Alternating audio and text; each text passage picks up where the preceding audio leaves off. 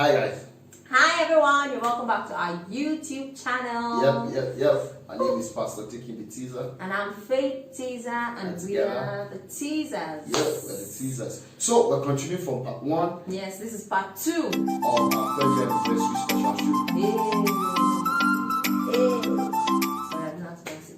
So we will continue from where we stopped. Yeah. And in part 2 we're going to be talking about the things we've learned, either about each other or learned in the marriage. Yeah. Or how that has made us better people today through or because of our marriage. Yeah. So I'm going to ask you ladies first. What have you learned in this hour?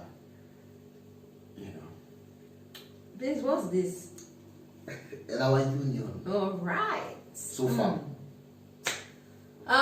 First thing I'll talk about is I've learned that I should speak up more often. I don't know if you remember, when we just got married, I'll be offended or something will happen, I'll not say anything. Somehow I feel like what used to happen in my head was that I expected my husband to know there was a problem. I don't know how to get what I'm saying. Yeah. So I didn't used to say anything, even if like it doesn't linger on to be a serious problem, just move past it. Then I'll now be using it against him sometimes, and I'll now be like, even that time when you did this, even that time when you did that, and he's shocked. He's like, when, how, I didn't know about this. So I think I've learned to speak up more. So now when I'm not happy about something, I just tell him. Last time I was person that did it, I sent him a text message. Someone be God. I sent him a text message and I was like, please. We need to talk. And then we came to the dining table, we ironed out our issues, and we're cool. But I think I've learned to speak up more if I'm not happy about something. And what that used to do for me was that it used to make me feel justified. I felt like I was forgiving my husband more than he was forgiving me. Because if there was an issue, probably, we'll discuss about it when he has an issue. But because me, I won't speak up. I remember one time, I think I said, I forgive more than you or something like that. And I felt like I should forgive my husband more. No, I felt like I was wronged more, but I was forgiving more. I was the wonderful wife that never did wrong. But I've learned to speak up more. If there's anything I'm not happy with, I speak up about it. And at the end of the day, it just makes life better. Yeah. Truly. Truly. And I have the same lesson. Yeah. Even though this is not the order I wanted to say, but I'll just connect with what you say, what you just said. Because for me, it was on another level. More like I learned to express myself verbally when I'm dissatisfied with something. I'm still learning. I've even perfected it, but when I'm unhappy about the situation, I'll just keep quiet and just go and be distracted. Go and pray. I'll just go do something, pray. My own is I'll go and pray or read my Bible. Like when I'm angry, I'll not say anything. I'll just keep it to myself. Keep malice and go and go and pray. But I can't even pray because God will say, come back and come back. Malice. But now I learned to, over time I learned to, if I'm not happy, I don't like this thing, or ask why. Yeah. Like, why is this thing like this? Instead of keeping quiet and being angry on my own, framing up and, gathering up the whole anger. Because what that's doing was, you start treating the person based on the last fight. Yes. Instead of moving on, because the person doesn't know that you were angry last night. Exactly. You are now treating the person based on what you felt was offending you. And the person is not understanding why you are this angry. So that was the situation. And then I'll say the next thing before you now go to your own. So the next thing that I learned in our 3 years being together is that I do not know it all. In fact, I learned that, I just knew it, like every one of you watching me now, you want to judge me. I knew it that 2 heads are better than one, but I didn't know it practically. Like, it just felt like, I've gotten it right is enough. I've gotten it right is enough. But now I've learned that, okay, if I get a second opinion, I will not die. Now, don't get me wrong, I always tell my wife everything. However, most times it's like I've already come with what I want to do. I'm just telling you. Yeah, let me tell you what he does. He gives me information. I just say, I want to do. So, but I learned that, okay, let me hear what she wants to say, what she thinks about it, and if there's a better way out. And once she does that, combine our brains, our ideas together, we'll get a better idea. So I've learned that I'm not in this marriage alone. I can't take decisions on my own, no matter the kind of decision. And because God has given the privilege to be the leader in this family, does not mean that I will move alone. A leader is one that knows how to follow as he leads. So I've learned to also listen more than I talk, and give allowance to for contributions to be made than for me to just have the final say in every matter. So that saved us a lot of trouble. Of course, because women are more intuitive. Is it intuitive? Yeah, I think so. Is it intuitive? Yeah. Are you sure? Is it not? Yes. They're more sensitive. It's intuitive. Women are more intuitive than men. Yeah. So she can see something like in the dust that you cannot see. And so it has helped and saved us a lot of trouble. And another thing is because I'm more pessimistic than optimistic, and my wife is more optimistic than pessimistic. We have to balance out each other. Yeah. So that's what listening to each other has helped us here. Because sometimes when you're too pessimist, you will miss an opportunity. When you're too optimist, you will destroy something. Yes. So you would, go into something you shouldn't. So basically, that's one of the things I've learned. All right. So for me, the second thing I've learned is that what my husband does is not a right to me. Let me explain. I've said this before. Now, my husband is the nicest man I've ever been with. Like, my husband is very nice. I was speaking to someone last week and I said, my husband takes care of me. When I mean take care of me, my husband takes care of me. And, at first when we married, there was this kind of expectation I had in my head that, my husband should do this. My husband should do this. And I just saw it as he, how will I say it now? It's as if he was fulfilling his responsibility. I did not value it as something he was doing necessarily for me because he cared about me. But I believe over time, I've learned to appreciate my husband more. I think one of the times that it really dawned on me was one time my husband said to me then, I think that was last year or last 2 years. My husband said to me, he said, these legs I use and buy stuff for you. Like maybe if something just runs out in the house, my husband will just go to the shop close to the house and he'll buy. My husband will go, he can go like 3 times. I'll just keep, maybe it's when he comes back, I'll remember something, he will go again. And so one time he told me, he said, these things I'm using, they're my legs, I feel them, they're part of my body. And then I realized, this thing is not so easy. When you are sitting down and something is being done for you, you think it's easy until you are the person at the other side. So when I find myself doing it, I see that, oh boy, this thing is not easy. So I've learned to appreciate my husband more for the gestures of kindness and love he shows me, more than just seeing it as a right, or he's my husband after all, should do it because he's my husband.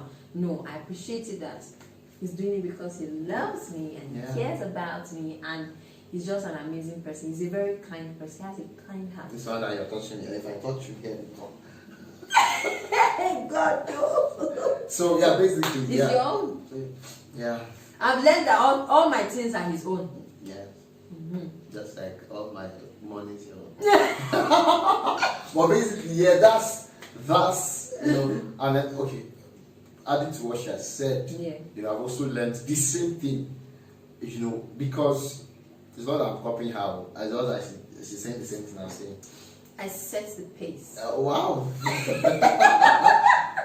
Basically, for me to, I think she was doing the house because when we got married initially, I told her to just settle down at home first. Let me just settle down some stuff at the office before she would start working and all that. So she was doing a lot. She would make breakfast, call me from the office, I'll come eat. Because the office wasn't 4:55 from the house. Make lunch. When I come, lunch is hot, ready. She has just to see me. you know, and this is two lessons in one. I learned to appreciate her love for me and the things she was doing for me as a demonstration of love for me. Yes. You know, sometimes, you know, it can be overwhelming because, you know, life is very, very caring. Very. I'm not telling you just because she's here, you know, but she's very, very caring to a fault. So I'm firstborn in my house. I'm very responsible. Yes. So I don't want to be. I didn't grow up being pampered. I was taking care of. I don't think they took care of me well. But I'm saying I didn't grow up pampered. But she wants to now mother me, like mother. Smother love. You know? Like, you know. So I have to learn that. You know what? Why am I trying to reduce it? Especially when she started reducing it, I was like, oh boy, I miss all these things. I realized that I liked it more than I thought. You know, I just have a mental feeling like, no, you can't treat me like this. I'm not a child. Was that, you know, so, you know, I had to learn to. Small gestures like, and if I go out, let me explain something. If I go out, my wife expects me to call her I have reached the place. Yeah. Then if I'm there, I'll call her tell what's going on. Then if I come back, I'll tell her I'm on my way. Then when I'm close, I'll call and say I'm close. No, like, now. That's everything she does. So, you have called me 4 times in 2 minutes. I'm like, no, so for me, I assume that, you know that the place I'm going to reach. As in, I'm on my way back. Just be easy for me to knock on the door. Sam. You know, so I learned that, no, actually, it's a way of showing care.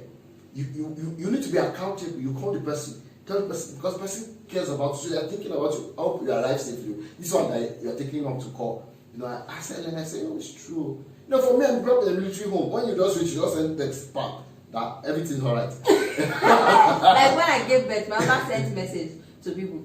All he said, the eagle has landed. No plenty grammar. What? She just delivered it. In fact, when I asked her out, the project, when I was asking my wife out, the name of the project was Operation Project Goldmine. Project Goldmine. Golden Lady. You know, so when she agreed, I said, Project Goldmine is a success. The eagle has landed. So when my son was born, when my son was born, what did I do? I just simply sent a text. People that knew that she was in labor. Yeah. First of all, when she was in labor, I sent a text to my friends. I told them the eagle is taking off. Because we were on the way to the office hospital. I said the eagle is taking off on the way to the hospital. Yeah, message. Immediately, she delivered the next one. I just sent text. The eagle has landed. Everybody knew what it was. You know, so that's how I was dealing. So no. Funny enough, I went to see you. I'm the one who is an eagle, but is using mine. No, people are extra now. Even the birds are jealous. You know what I'm saying? What? So yes. So you know, that was how we're able to. Yeah, those are things. Those are things. Yeah, so can you imagine? Those are things that. Thinking about the things I've done for him, overwhelming. Oh my God. Well, thank you, Jesus. But then another thing that you learned. I learned in the relationship is that both of us can, or I have the responsibility to determine if our relationship will be a good one or not. Yeah. It doesn't just happen automatically. I know we've said this before, but for me, it became a reality, more of a reality while I was in a relationship. I don't know if I mentioned it in part 1, but I remember that I said that I had to, even before I made this video. Yes. There was a learning I did. Let me explain what I meant. Like, I was so tired. First, I didn't sleep well in the night because I was doing so many things. I woke up early, then they spent 10 hours preparing for photo shoot. Who is they? They know themselves. So I was tired of waiting because I postponed so many things. Do you know how waiting can be tiring?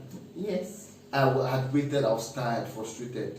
You know, I was reading my Bible, I finished 2 chapters or 2 different books, waiting. I said, I did so many things that I was frustrated. So I was already going. Then we went to do the shoot. We got back. Then we had to do this one. Then setup was now not doing as we planned. I was just, my face, I was not smiling. I was just unhappy. One asked me, why am I frowning? I said, why would I frown? You know.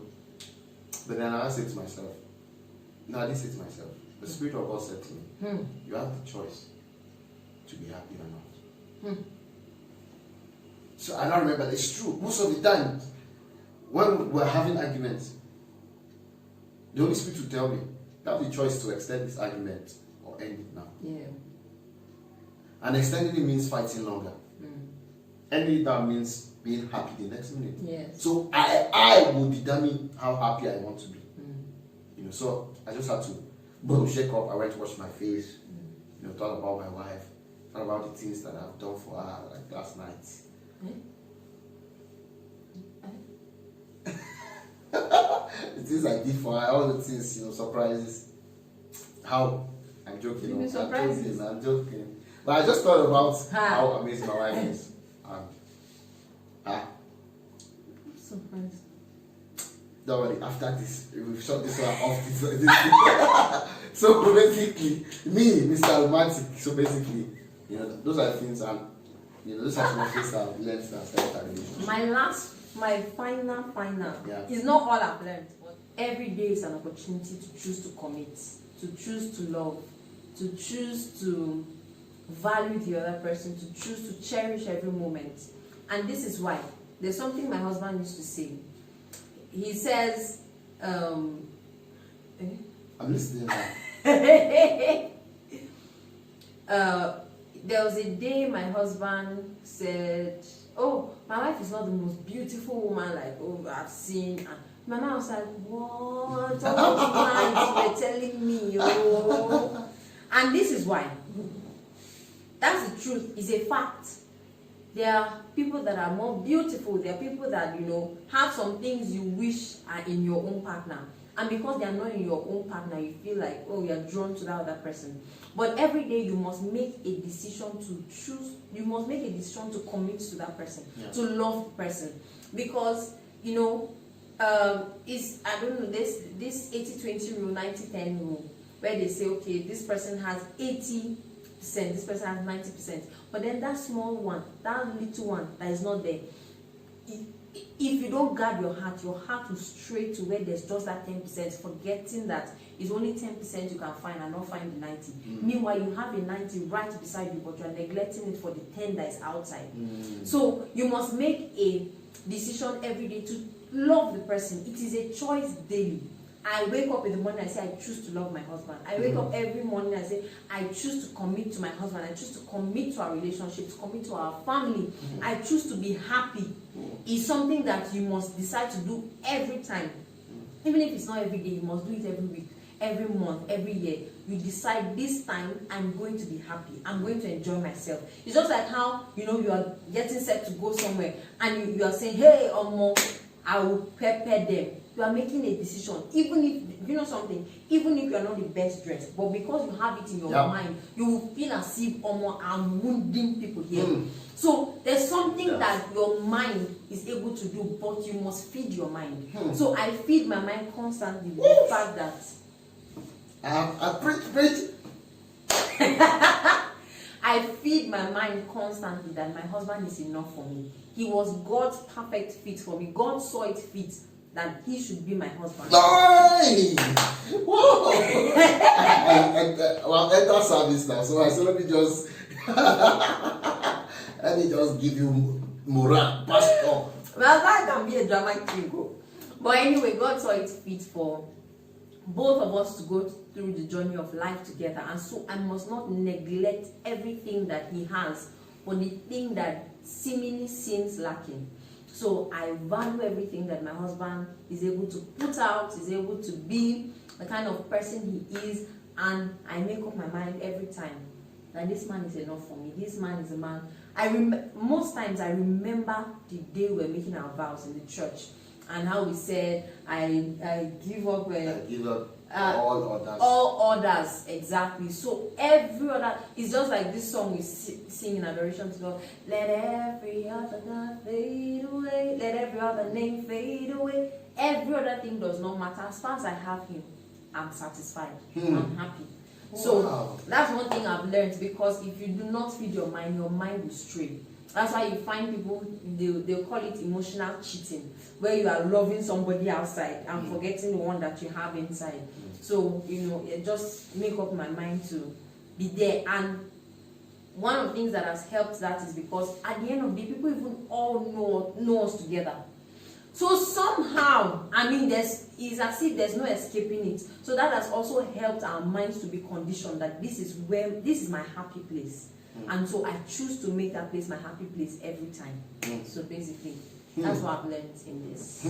Please, if you are falling under the anointing, please stand up. It's time for us to end. Please stand up. You're not serious. Alright, so before we end. What's happening before we end? Maybe. I want to tell you that in these 3 years, I've been so happy.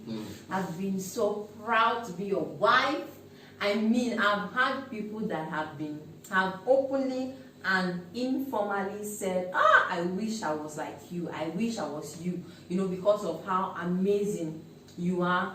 But we have also put in a lot of hard work. I remember, I can never forget, there was a time when I just gave birth and we didn't have lights at home. And then my husband tried to put on the gen, and then the rope of the generator caught. And so we didn't have lights. And that day was hot. That day I was so frustrated. Do you know that I literally just started crying beside him? Look, let me tell you something. My husband used a book to fan myself and do that till we slept. I can never forget that day. But for your sacrifices, for everything, we are very grateful. Oh, let me just tell you, I've been suffering since from military school like that. So now punishment, No, my husband takes care of me very well. Like, thank God for that. I'm blushing. Blushing. but basically, yeah, it's time for my vengeance. Baby. Yes, baby. For all of them, you're the one for me. Yeah. Now, Rob. I'm giving you vengeance. I'm double sorry. Give it to me. But I'm very grateful that I got married to you. I love you so much. I love you too. From the depth of my heart. Oh. Yesterday we were cracking a joke. I said, what if I die for her? I said, God forbid. So that, and that man come and be knocking on the door. I'm as an old age. I'm just like that even when they old, like 80s, 90s, she was still there on point. Hey! All those guys that have been waiting, you want to wait till I'm 80, 90. Say, don't worry, when you die at 90 something, we will come. Yeah, it's not gonna happen. I am living long. We are living very long. Yes. And so, yeah, I want to spend the rest of my life with you. It's a decision I will continue to make and always forever make.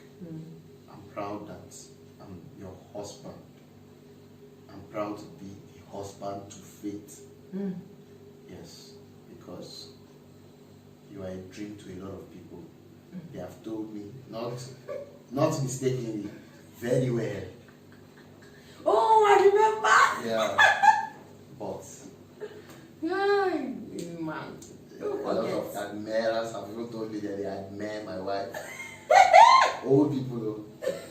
But I'm so proud of her. And even though yes, because you're beautiful externally, but more because you are beautiful internally.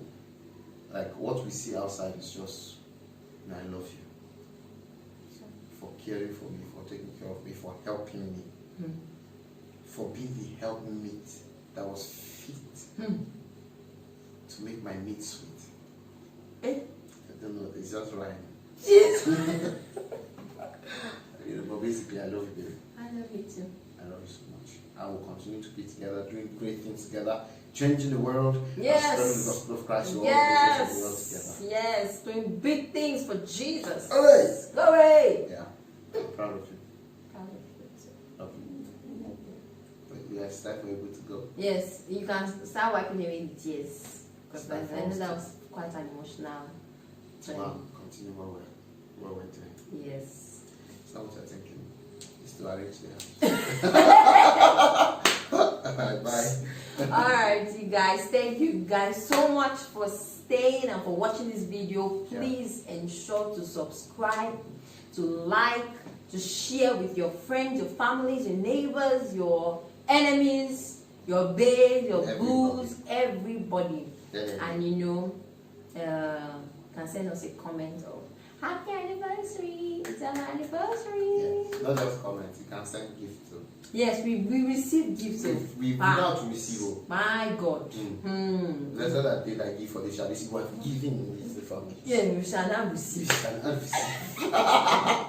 Okay, thank you so much. Thank you guys. We love you. Bye.